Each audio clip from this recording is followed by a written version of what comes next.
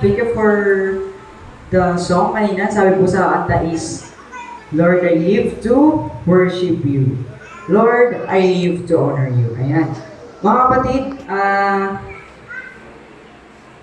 ako po ay magsisimula na at hindi na po ako mag-pray muli kasi as I remember, parang mayroong nabanggit dati na pag mag-speaker ka, you don't have to pray anymore. Before ka mag-start. Kasi parang walang bisa yung prayer kanina. And then, so, ang topic po natin for today, at ito guys, may eagerness ako na ma-share to for awareness and yun, for awareness para din may matutunan kayo. So, ang title to is Using Knowledge Wisely, a Call to Biblical Wisdom. Ayan. So, kung tatanungin ko po kayo mga kapatid, anong biggest flex nyo in life? Yes. What's your biggest flex? In terms of academics, body, etc. What's your biggest flex? Anyone to answer? Biggest flex? Kung ako tatanungin, biggest flex ko? Never ako nagbayad pag nagpapagupit ako. Biggest flex ko yun in life. Ayan. So, ngayon, sisimulan ko to sa pagkikwento muna. Ayan.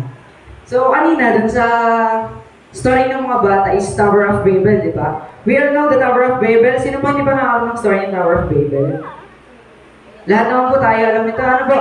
So, nagsimula ito na ang mga tao ay nagkakaisa. Meron silang isang language. Kaya sabi nila, nagkakaisa sila, nagkakaintindihan. Dahil nga nagkakaintindihan sila, meron pagkakaisa. Ngayon, sabi nila, tayo bumuo ng tower. Sabi sa Genesis 11, verse 4. Ayan. Sabi dito, at nagsipagsabi, hali kayo, magtayo tayo ng isang bayan natin at ng isang muog, na ang tuktok niya ay aabot hanggang sa langit, at magtaglay tayo ng isang ngalan, baka tayo'y mangalan sa ibabaw ng buong lupa. Ayan. So yung mga tao doon mga kapatid, is nagkaisa sila upang magtayo ng Tower of Babel. At itong story na to, natatandaan ko to, hindi, if I'm not mistaken, baka grade 3 or grade 4, nililesson na to sa LAES, Bible subject. Kaya, I encourage din po yung mga mommies dito na try to pursue your daughter and sons na mag-aaral sa LAES dahil makikita mo talaga yung advantage. Ano po? Ayun na nga. So, yung Tower of Babel, but going back, nagkaisa sila upang magtayo ng tower at they are parang ina-admire nila na maabot yun ng langit sa pamamagitan ng tower. Ayun, nagsimula sila. Sa una, nagkakaintindihan sila. Nabuo na yung tower hanggang sa ito is nataas na. Ngayon, nakita yun ng Panginoon. Ang sabi ng Panginoon, at sinabi ng Panginoon sa Genesis 11 verse 6, sila ay isang bayan at silang lahat ay may isang wika. At ito ang kanilang pinasimulang gawin at ngayon walang makakasawata sa anumang kanilang balang gawin. Verse 7, hali kayo, tayo'y pumabadi at diyan din ay ating guluhin ang kanilang wika na anupat sila'y huwag magkatalastasan sa kanilang salita. Ayan. At ang ginawa ng Panginoon, ginulo ng Panginoon ang wika ang wika ng mga tao na gumagawa ng Tower of Babel para hindi matuloy yung tower. Ngayon, anong paraan ang ginawa ng Panginoon? Ang ginawa ng Panginoon, iba niya yung salita. At yan, according to Bible, doon nagsimula yung start ng languages natin. Pero, pag titingnan mo sa different side, according to mga studies, ang language ng tao is nagsimula sa mga animals, yung mga huni ng birds and whatsoever. Kaya, doon nag-start yung parang two ideas. Pero kung kayo tatanungin mga kapatid, saan kayo pipili? Alin ang pipiliin nyo? Bible. Biblical or scientific? Biblical. Okay. Ngayon, ano pinapakita ng Tower of Babel? Sabi dito is humility. Ano, mga kapatid? Sabi dito, the story teaches us the importance of humility and not becoming overly proud or arrogant These people in the story wanted to build a tower that would reach the heavens, demonstrating their desire, for power, and recognition. Ayan, kaya gusto ng mga tao mag-build ng towers, yung desire for power, feeling nila, kaya nilang gawin lahat kasi nga nagkakaisa sila, di ba? Dahil dun sa kanilang salita. At, ito mga kapatid, naniniwala ba kayo na malapit na dumating ang Panginoon? Yes. But before that, pala muna, gusto ko lang din i-share yung kay Solomon sa Ecclesiastes 2, verse... Nasa?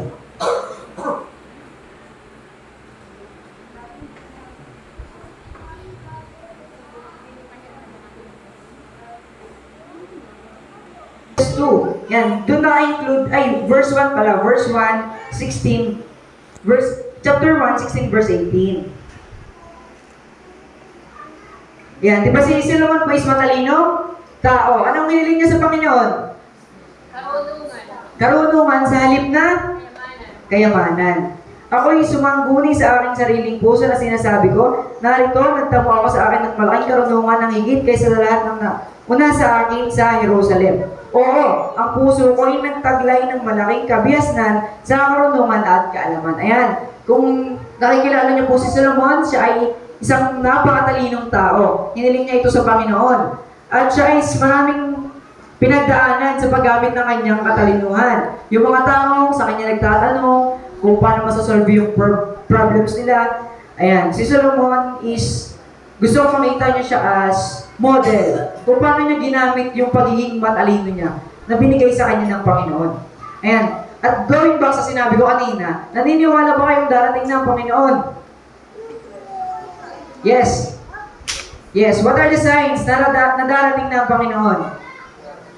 Wars. Number 1, wars. Earthquakes. Floods, yung mga disaster. Sino pong may alam dito about the current wars? Sa Israel. Tsaka, ayun, marami na pong bansa ang kalaban ng Israel. Tama po ba? Sa Iran yan. Versus Iran yan. Marami na. Tapos, meron pa sa, hanggang ngayon po, tapos na po ba yung sa Ukraine? Tapos na po ba yun? Hindi pa rin, hanggang ngayon. Imagine, almost a year na, di ba? Tapos, natatatretan pa yung China versus Taiwan. At pag natuloy yun, damay tayong Pilipinas. Ayan, those are the signs na malapit ng darating ang Panginoon. At ito pong, by the way, ito pong speaker ko is very short lang. At may isa pa akong topic na i-share sa inyo. Ito, this is about the Satanism. Sino pong familiar dito sa Satanism? Did you know na merong simbahan ni Satanas?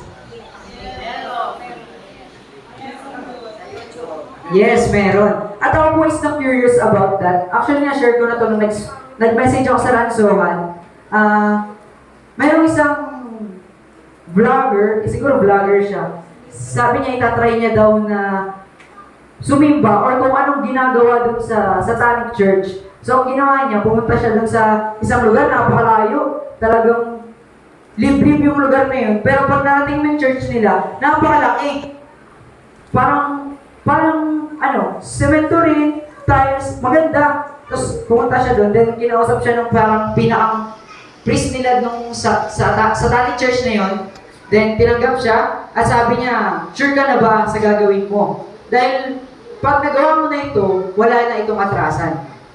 At pinatulog mo na siya. The next day, pag gumising sila ng madaling araw, kailangan niya daw magsagawa ng isang ritual.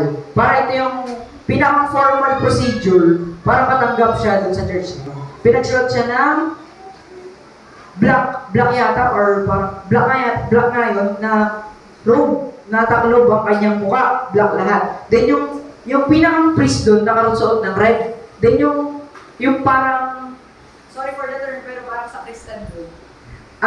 Tatlo din sila, naka-black din. Tapos yung may hawak yung pinakang leader na cross, baligtad na cross na kulay red. Tapos yun yung umikot sila dun sa buong simbahan, tapos kung ano na sinasabi, ganyan. Tapos tumigil sila dun sa isang gitna, no? Parang church na yon. Merong fires na nakabilog. Tapos umupo dun yung priest, tsaka yung vlogger na gustong magpasakop dun sa satanic church na yon. At doon dinasalan. Tapos yung tatlo doon nakagano'n lang. Tapos yung cross, binato nila yung cross sa may gate. Hindi ko alam kung anong purpose nun. Pero iniwan nung pinaka-priest yung cross sa gate. Tapos umupo sila doon sa gitna at doon nagdasal habang may fires na nakapalibot. And then after that, matagal yun, kinat lang yung video. Tapos pumunta sila inside the church at yung tiles nilang ganyan, meron yung parang star dyan. Tapos sa gitna nun, parang may bilog na yung pinakang center ng church. Doon pinaupo yung parang yung yung nagre-ritual nga, pinaparitual. Then, nagdasal ulit siya at pinayuko at pinalik sa tiles. Doon sa sahig nung ano. Tapos meron din silang santo. Yung taong katawan, kambing ang ulo, na merong malaking sungay. Tapos meron dito, may picture yata.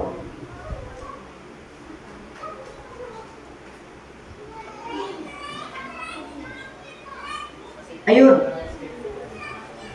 Meron ditong bata, dalawa mga ba ito? Oo, dalawa nakatingin dun sa taong katawan na kambing yung ulo, na nakaupo sa trono. Yun yung sinasamba nila mga kapatid as a religion. At the church pa ako, ang sabi nito, the Church of Satan is a religious organization dedicated to the religion of Labian Satanism as codified in the Satanic Bible. At ang founder nito ay ayan, yung itsura niya, yun yung dalawang bata. Ang founder nito ay according to Google, Anton S. LaVey. Ito yung founder nitong church. At na-founded nito ng 1966. Imagine mga kapatid, napakatagal na parang nag-i-exist niyan. 1966 pa. High priest, nakalagay din dito. Peter H. Gilmore.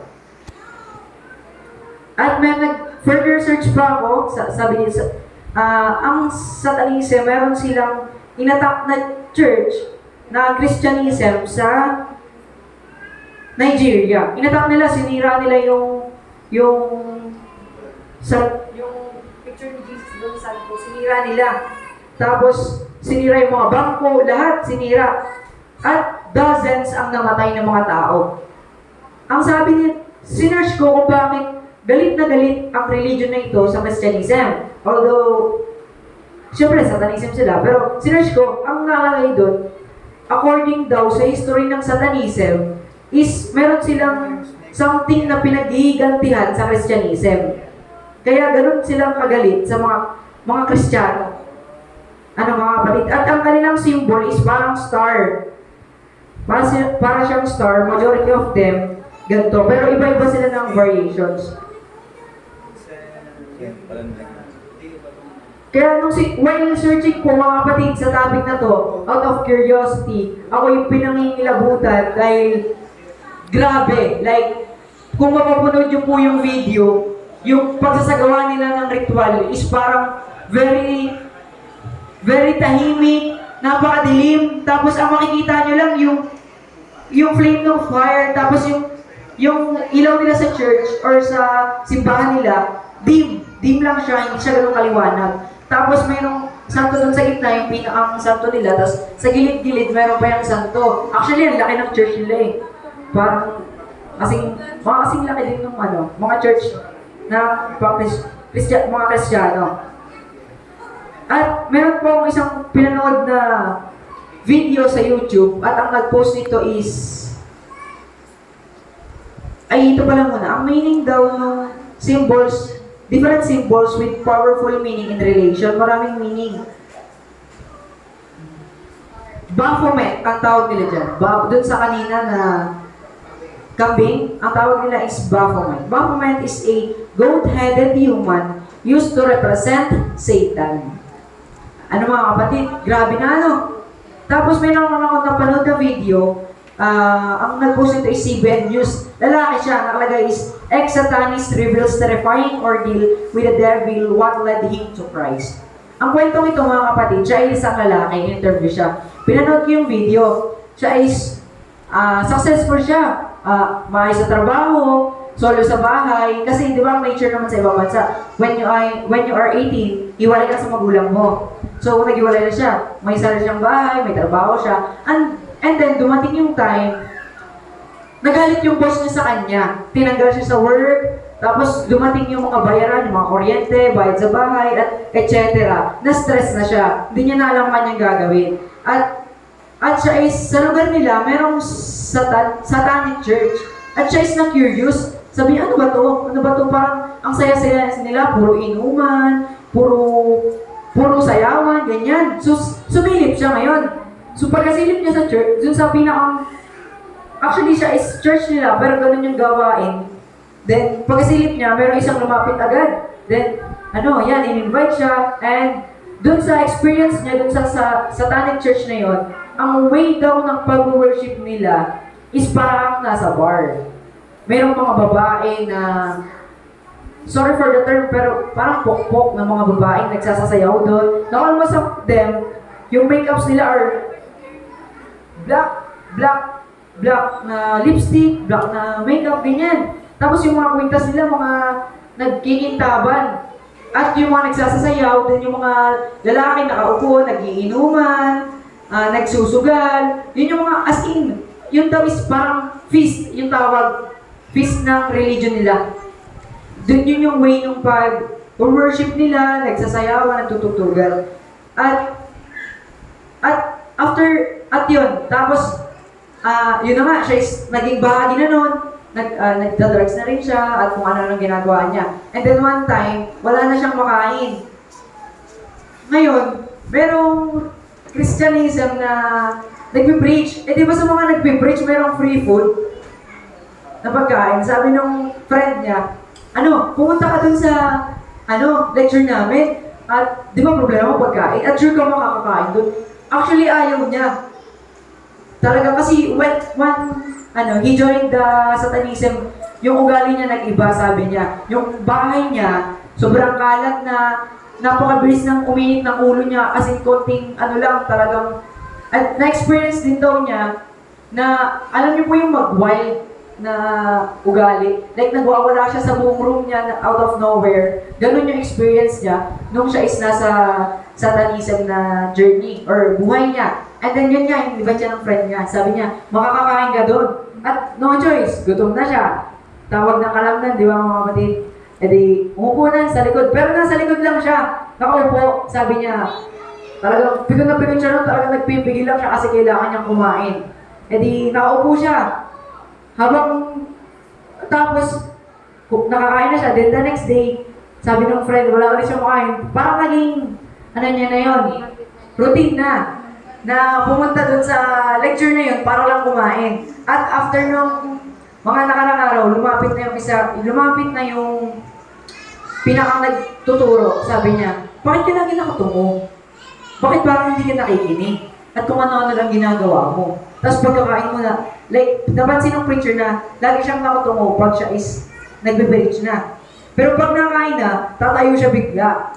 Yan. Napansin yun, then sabi niya, ayun, nagsimula na dun yung preacher, sabi niya, ano bang story mo? Yun, hanggang lumalim na ng lumalim. And then, the next day, nainis siya dun sa sa preacher kasi nga, di ba, they are against each other kasi Christianism, siya is Satanism. So, parang naiinis siya pag kinakausap siya. Pero, meanwhile, habang days go by, na-encourage siya no preacher. Sabi niya, ang nagpa-encourage sa kanya is yung words na don't live in darkness, ganyan, basta yun yata, don't live in darkness. Tapos, until one day, isa na ulit siyang Kristiyano. At napansin niya daw yung pagbabago sa buhay niya. Yung kanyang, at pagpasok niya sa room, kung dati, pagpasok niya sa room, nung siya is satanism pa, na member pa ng satanism, ang feeling niya, ang init-init, na parang ang bigat-bigat. Kaya, nung siya is dati, lagi siyang tulog, kasi nga feeling niya ang bigat, pagod siya lagi. Pero nung nagbago yung lifestyle niya, yung buhay niya, napansin niya, one day pumasok na lang siya sa room niya, sabi niya, ang kalat pala. Ang kalat ko pala. E di, nag-start na siya doon that time, nag-start na iniimis niya lahat binago niya na. At ngayon, nandun na siya nagpa-interview siya sa CBN News. At gusto daw niyang ibahagi ito as a awareness, para kahit man sabi niya nakakahiya, kasi naging ganun siya, kumbaga. Tsaka nirisk niya yung buhay niya kasi possible daw na atakihin siya nung mga satanic members kasi nga nag-reveal siya kung anong ginagawa nila. Ayun, mga kapatid, sana may natutunan kayo doon. At may isa pa akong kwento. Maaga ba? So, 11:35. May isa pa akong kwento. Ito is nabasa ko sa title ng book. Hindi ko matandaan. So, merong isang bata and ang pangalan niya is John. Siya is isang Adventist kid, born Adventist. Lalaki siya. And then, yung family nila, hirap. Tapos, yan, so born Adventist, syempre pinapakita siya ng parents na mag-serve sa simbahan, ganyan, etc. Hanggang, to make the long story shorter, dumating ng kanyang pagiging teenager, naging na siya, nagtapos siya ng, hindi ko alam kung sa elementary, sa Adventist school. Tapos, nung bata siya, very, for learning, for knowledge, very curious siya kung saan-saan. Tapos yung mga friend pa niya, matatalino. So, parang pag kasama niya yon, nahahawaan siya, kumbaga naghahawaan sila uy, ano ba yung, actually may binanggit doon is, parang pinagaganoan ng mga friend niya is like, parang hindi mainit ang apoy. Ganon sila ka-curious sa mga bagay-bagay. Mga kapatid, at meron silang, sa mga schools yan, nag-ano sila, at yung mga topics nila sa schools are very, very brainy din, ganyan. Like, such as, paggawa ng anti-vice, etc. And, after that, nagkaroon siya ng curiosity sa science. Sabi niya, nagkaroon ng, alam niyo po yung theory ng mga scientific theory, such as Big Bang Theory, etc. At na-curious siya. Nileson nila yun. At pagkatapos nila lesson, inaral niya pa ulit yung pag-uwi niya. Sabi niya, ano ba ito? Bakit? Ano itong evidence? Mukhang totoo. At dito dumating yung point, even he is a born Adventist, dumating yung point na naglalaban na yung scientific beliefs niya at yung biblical beliefs niya. At yung isang scientific na inaral niya or na-curious siya talaga is yung ang tao is galing sa unggoy. Charles Darwin. Tama mga kapatid? Gusto niya, tao galing sa unggoy. Expect ko sa inyo bakit? Alam niyo ba, ang genetic code ng tao at unggoy ay walang pinagkaiba. Alam niyo mga kapatid? At for specifically, chimpanzees, wala tayong pinagkaiba sa chimpanzees. Ay, ang genetic code natin. At according to science, ang pinaka-accurate at pinaka-malakas na ebidensya na kayo is related to each other is yung genetic informations nyo. Di ba, pag mga magnanay, pinapa-DNA test. So, pag nag-99.9 DNA yun, mag-ina kayo, magkamag-anak kayo, tama? E di, yun yung pinaka-proof, di ba? Pinaka-proof. Kaya, sabi niya, bakit ganun? Then, in-observe niya yung evidence. Para talagang totoo. At mayroong theory na, bakit walang buntot ang tao kung galing tayo sa unggoy? Kasi mayroong theory na natural selection, kung saan, pag ang isang bagay daw, or isang part of the body is hindi mo nagagamit, mawawala na siya later on. Meaning, tayo dati may buntot. Dahil hindi natin siya nagagamit, nawala siya. At according to science ulit, in the next 10 years or 100 years, darating ang panahon ng tao ay mawawalan ng appendix. Dahil hindi ganun ka-useful ang appendix sa ating katawan. Yun yung tinatawag na natural selection. Kumbaga, dahil hindi mo siya nagagamit, mawawala siya. Katulad ng giraffe. May mga ba siyang leeg, di ba? Yun. So, lagi siyang nagagamit. Kasi, for reaching the foods, ganyan. Tapos, naniniwala yung man na nag-invento ng theory na to, na merong dumating sa mundo yung giraffe na may tatlo ng variation. Isang maikli, isang medyo maikli, isang mahaba. Dahil yung dalawang maikli, hindi siya gaya ng mahaba na naaabot niya lahat ng makakain niya, namatay. That's why, natira yung isang mahaba, yun yung natitira natin sa panahon ngayon. Kung bakit mahaba yung leeg ng giraffe. Yun yung theory, ngayon nag-cure siya. Tapos dumating pa yung time, yung science teacher niya is very open sa mga ganong bagay. Ma'am, pag nag-cure siya, ma'am, bakit yung ice candy? Di ba, sabi ni Jan, yung ice candy, naka-plastic, tama. Pag lumamig yun, mag-moist. Pagkakaroon na parang tubig sa labas. Bakit malagkit yung tubig sa labas, naka-plastic nga? Di ba? Yun ang curious siya doon. Then, tinanong niya, when there's precipitation, kailangan na yan. So, ganun siya ka-curious sa mga bagay-bagay. Mga kapatid? And he even, dumating yung point na parang mas nagwawagi na yung pagiging scientifical belief niya kasi sa biblical belief niya. Kasi nga, pagdating sa science, meron kang evidence. Although it's a theory, pag sinabing theory, hindi pa siya napapatunayan. Pero, there's an evidence. Are you getting my point, mga kapatid?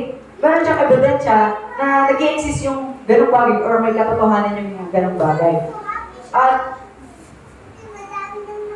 until kinwestiyon na niya kung totoo ba talaga ang creation. Is creation true? Sabi is like, paano itong napapatunayan ng mga matatalinong tao na meron talagang evidence? Kasi doon sa biblical, merong evidence, but it is based on your faith pa rin, tama? At si Jan, dumating yung time na parang napapansin niya na nahuhuli na siya sa school. Like, parang hindi na siya katulad dati, ganyan. And then sabi niya, tapos may one night na realize niya yung mga bagay na bakit ko nga ba kinegwestiyon ng Panginoon? Ganyan. And then nag-pray siya. Until now, nasa harap niya na si Jan.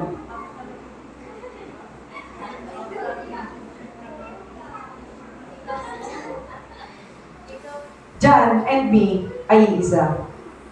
Inopen ko ito mga kapatid, kahit alam ko nakakahiya, dahil for awareness. Yes, magandang maging curious tayo sa mga bagay, palaguin natin yung knowledge natin. But please, your son and daughters, guide them.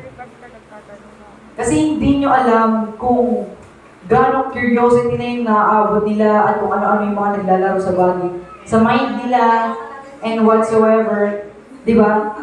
Walang masama sa pagiging matalino. Walang masama sa pagiging hungry sa knowledge. But the point is, be wise. Mga kapatid? Kumbaga, binigay yan sa'yo para palaguin mo, gamitin mo, para mapasaya mo siya. Mga kapatid? Not in the way na magtitiwala ka sa sarili mo at darating yung point na kikwestyunin mo na ang mga bagay-bagay. Kaya, I have learned a lot, mga kapatid. Actually, that happened this year lang. Mali. Mali.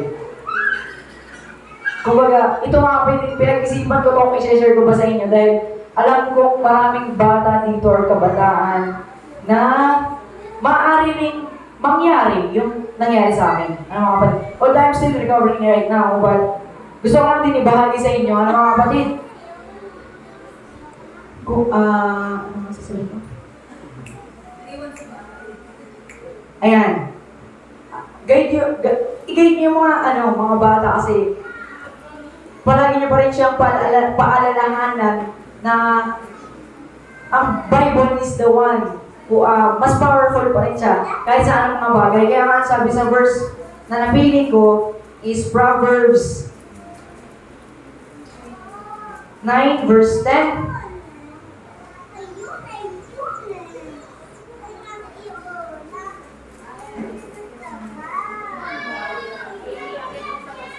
Yan. 9 verse 10. Ang pagkatakot sa Panginoon ay pasimula ng karunungan at ang pagkilala sa banal ay kaunawaan. At napansin ko rin mga kapatid, nung dahil nga, eagerness, may hungry ka sa knowledge, di ba? Kumbaga masyado akong na-obsess sa pag-aaral to the point na I'm grabbing the opportunities kahit Sabado ito. Marami akong gustong labanan sa school, tulad na lamang ng Rubik's Cube. That time, it's such a pleasure na yung teacher niya yung lalapit sa'yo para lumaban ka sa bagay na to. Gets nyo? Are you with me? Yes. Then, naglaban kami, then nanalo ako sa elimination. Yung elimination naman, weekdays yun. So, alam kong pwedeng Sabado, pero tinuloy ko pa rin. Kasi nga, that time, I have the idea na, nagdadoubt na ako that time. I have the idea na kumbaga nanghihina na yung faith ko in short term. Nagdadoubt na ako that time. Kaya, sige, grab na, go na. Like, sabi ko, parang, dinisregard ko. So, edi, yun na nga, laban na nga. Rubik's na. And then final laban na. Ngayon nag-doubt ako noon. Kasi, dalawa yung lalabanan ko noon. Jingle at isang Rubik's. Sa jingle, sabi ko, ma'am, hindi po ako makapunta talaga eh.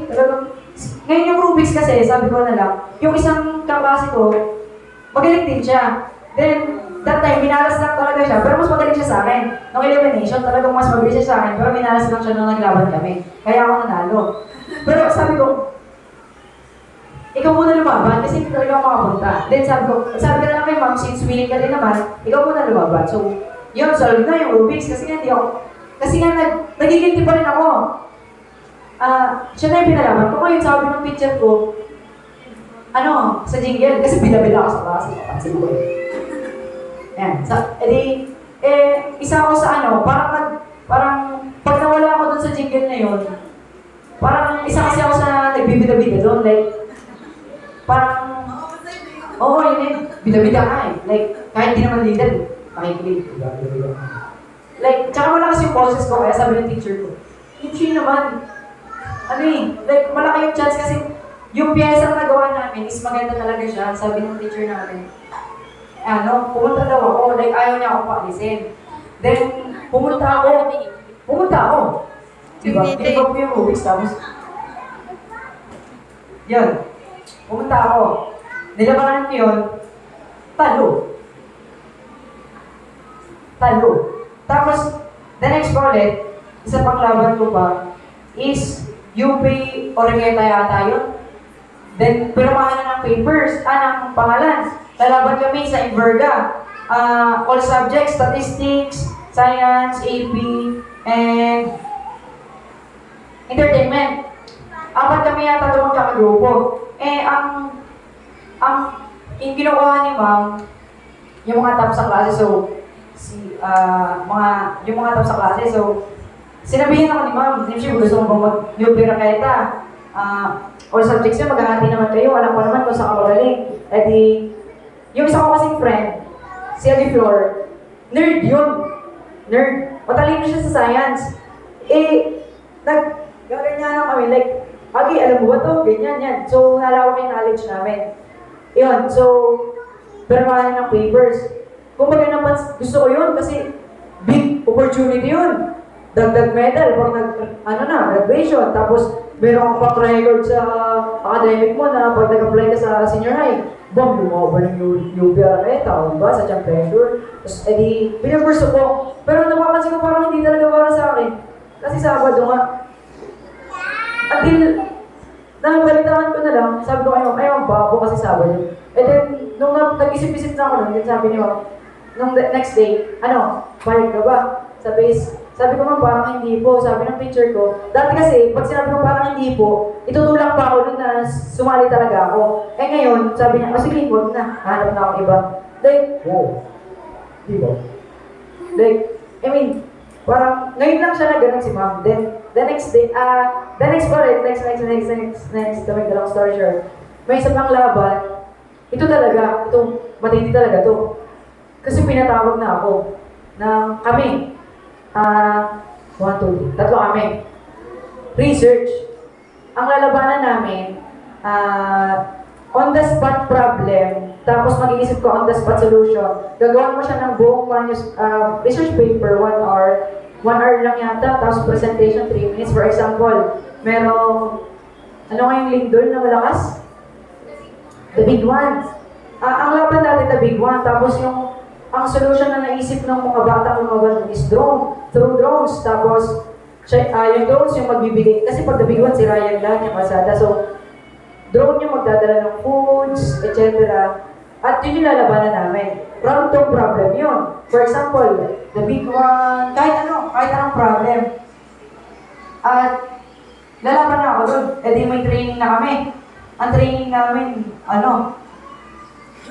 first day pa lang, sabi ni ma'am sa akin, talagang sabi ni ma'am is, pinili ko kayo dahil kayo yung magaling sa klase ko, sa research. Kung kaya kasi kami sa subject na research, sabi, ikaw magaling ka sa papers, tapos ikaw magaling ka sa ganito, ikaw magaling ka sa ganito. Kaya ikaw ang nilaban. Pinili ko. Bawal na tumanggi yan. Gumanon siya, bawal na tumanggi. Kasi pinili ko na kayo eh. Ganun, sabi ko naman, sige, akala ko naman hindi Sabado. Then that time, nabalitaan ko Sabado, pero pinursyo ko pa rin kasi nga that time, tapos, until the next week, nabalitaan namin, hindi tuloy. Saka, naiwalay na daw, sino may nang nilalaban. And then, starting from that, nagsimula na lahat, sabi ko, lahat ng nilabanan ko na Sabado, wala akong nanalo kahit isa. Tsaka, lahat ng nilabanan kong, para kahit sabi ko, ako na yung lalapit na mag-pursue na, kasi ang sabi ko sa sarili ko, ang goal ko this year, kahit isang achievement lang, ngayong taon, wala akong nanalo kahit isa. So sabi ko, mali talaga, mali. That time, nag-pray na ako, then whatsoever stuff. Then right now, here I am. Yeah. Tapos, ang lagi natin tandaan mga kapatid, be guided. Tsaka, lately lang, napansin ko, very big changes agad. Kasi, wow, amazing talaga. Wala akong masasabi. Kasi, di ba nga, dati, sabi ko, ang goal ko ngayong quarter, kahit makarangkap lang ng ako ng isa. Although, di ba sabi naman, pero nilalang kami ng teachers ko kasi nga, to-motivate daw, ganyan. So, nagraranking sa room. Top 5 ako. Sabi ko, kahit isa lang, kahit top 4 okay na ako. Kasi hindi naman ako masyadong, kasi nga simula dati, compared ng mga nakaraang buwan, very competitive ako, like, gusto ko, hungry nga sa academics, ganyan. So, sabi ko, sige, kahit 4 lang, as in, konting difference lang naman. And then dumating this time, wow, top 1.